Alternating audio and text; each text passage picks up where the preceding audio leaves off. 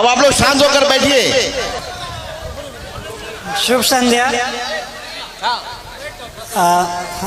हमें सबसे पहले अपने मातृभूमि के प्रणाम करे छिए।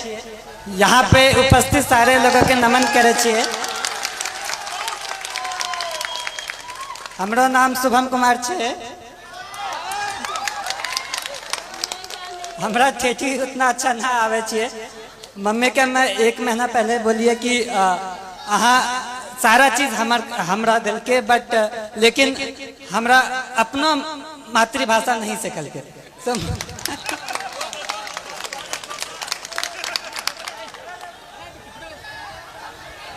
आप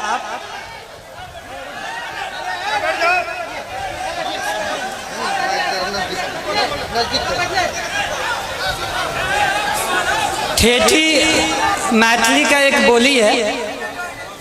आप अपने बच्चों को सारा लैंग्वेज सिखाइए। आप ठेठी भी सिखाइए, हिंदी भी सिखाइए और इंग्लिश भी सिखाइए। आप लोगों को लगता होगा कि मैं ऐसे ही बोल रहा हूँ, लेकिन मैंने जब अपनी ट्रेनिंग एकेडमी में सबसे पहले गया तो वहाँ पे सारे यूपीएससी क्रैक किए हुए बंदे थे। सारे वहाँ पे जो भी थे सब रैंकर थे, टॉपर्स थे। तो सारे लोगों ने पूछा कि शुभम तुम हिंदी क्यों बोलते हो, तुम्हारा मातृभाषा क्या है? तो हम बोले कि मातृभाषा ठेठी है, वो कभी सीखे ही नहीं। सो वहाँ पे सारे लोग बोले कि उनकी तो हिंदी तो दूसरी भाषा है। सारे लोगों का कुछ ना कुछ उनका खुद का भाषा होता है और वो उस पर गर्व करते हैं।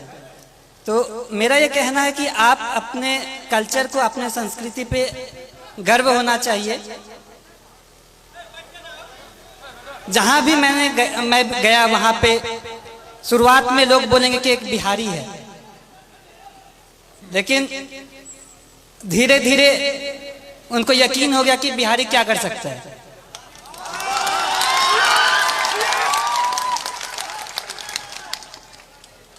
वो बोला कि बिहारी ऐसे बोलता है। बोला गुजराती भी तो अपना अलग भाषा बोलता है। कभी साउथ वाले लोगों को देखा कैसे हिंदी बोलते हैं। मेरा ये कहना है कि अपने पे आपको कॉन्फिडेंस होना चाहिए, आत्मविश्वास होना चाहिए, अपने पे गर्व होना चाहिए। जब आप अपने को जान पाएंगे तो ही आप अच्छे से अपने लाइफ में कुछ कर सकते हैं, क्योंकि फिर आप अपना 100% देंगे।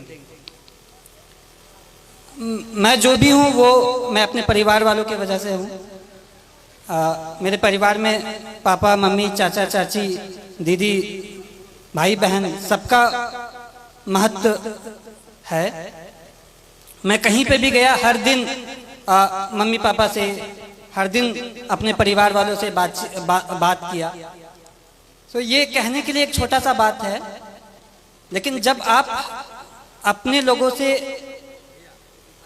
के पास रहते हो और उनका फुल सपोर्ट आप पे होता है, तो मुझे ये लगा कि अगर मैं एग्जाम नहीं भी क्वालिफाई कर पाऊं, फिर भी मेरे परिवार मेरा हमेशा साथ देगा। कभी भी ऐसे पापा नहीं बोले कि ये एग्जाम नहीं क्वालिफाई करोगे तो क्या होगा, वैसा कुछ नहीं। तो ये बहुत बड़ा रोल प्ले किया मेरे सक्सेस में। एग्जाम के हर घड़ी में, हर स्टेज पे मैं ये बोला कि पापा इतना मुश्किल है, मुझसे नहीं हो पाएगा। लेकिन पापा कहते थे कि नहीं, तुम कर सकते हो। तुमको जितना विश्वास तुम पे है उससे ज्यादा मुझ पे तुम पे है। तो ये सपोर्ट जो है वो बहुत यूनिक रहा, वो बहुत अलग किस्म का सपोर्ट रहा। और दूसरी बात जो पापा कह रहे थे कि चाचा भी कह रहे थे कि घर का माहौल अच्छा होना चाहिए। तो अभी तक मैं एक इंसिडेंस मैंने नहीं बताया है कि मुझे असल में मोटिवेशन कहाँ से मिला। एक बार ऐसा हुआ कि पापा को याद भी नहीं होगा, बालदेव दादा मेरे घर पे आते हैं। वो अपनी बेटी की शादी के लिए कुछ 3000 रुपये पापा से उधार पे लिए होंगे, और उनकी बेटी की शादी पापा यहाँ मंदिर में कराए थे। तो पापा ने ये नहीं कहा कि 3000 रुपये मैं दे रहा हूँ, वो कहा कि नहीं, आपको वापस करना है। फिर वो मेहनत किए और फिर वो 3000 वापस जब दे रहे थे तो मैं भी देख रहा था। पापा ने सारा नोट काउंट किया 500 के नोट से। फिर एंड में 3000 रुपये दादा को दे दिया कि ये आपकी मेहनत की कमाई है, ये अपने साथ रखे।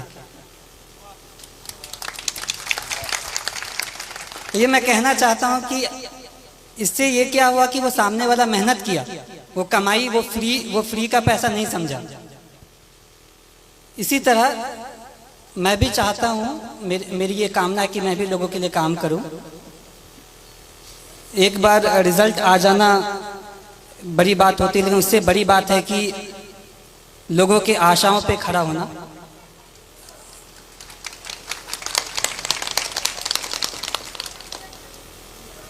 मैं भगवान से प्रार्थना करता हूँ कि मुझे इतनी शक्ति दे कि मैं हर लोगों की आशाओं पे खरा उतरूँ। इसके अलावा आप जो भी रहें, लेकिन सबसे पहले आप आदमी अच्छा बने। लोगों ने कहा कि तुम्हारा लक बहुत अच्छा है, एग्ज़ाम क्वालिफाई हो जाता है, अच्छे कर लेते हो, लेकिन मैं ये कहना चाहता हूँ कि आपका लक तभी साथ देगा जब आप खुद के लिए आप सही हो, आप दूसरों के लिए सही हो। आप दूसरों की मदद करें, आप पे भगवान मदद करेगा।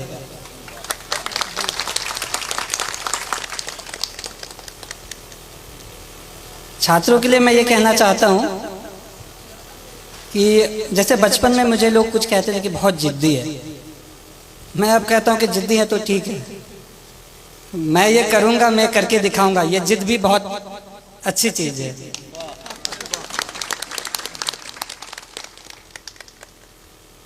जिंदगी में उतार चढ़ाव हर किसी के जिंदगी में होता है, मेरे भी जिंदगी में रहा। जब विद्या विहार में क्लास 6 में गया तो 110 लोगों में मेरा स्थान जो होता था वो 40-50 के आसपास होता था, लेकिन पापा मुझे कभी फोर्स नहीं किया कि तुमको पहला स्थान ही लाना है। क्लास 6 में ऐसे ही रहा, 7 में भी क्लास 40 के आसपास ही रैंक रहता था। क्लास 8 में किसी ने मुझे कह दिया कि शुभम बहुत लकी है, 40 के आसपास रैंक आता है, सेक्शन ए में चले जाते हो। विद्याविहार में रूल था कि टॉप 40 वाले को सेक्शन ए में रखते थे। तो फिर मैं ये सोचा, मैंने प्रण लिया कि मैं ये करके दिखाऊंगा कि ये बस लक नहीं है, मैं मेहनत करूंगा। सो छात्रों को ये कहना चाहता हूँ कि जब आप प्रण लेते हैं, आपके पास एक प्रॉपर प्लान होता है, आप उसको इम्प्लीमेंट करिए और धीरे धीरे आप खुद का एक बेहतर सेल्फ बन के निकले।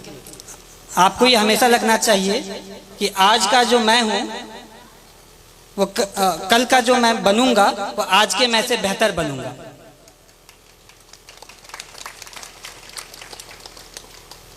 जिंदगी बहुत चीज़ सिखाती है, संघर्ष बहुत चीज़ सिखाता है, और लाइफ के हर फेज में हमारी कोशिश ये रहती है कि मैं अपना एक बेटर सेल्फ बनूं, मैं इससे भी और अच्छा बनूं, और मेरा भी यही रहेगा।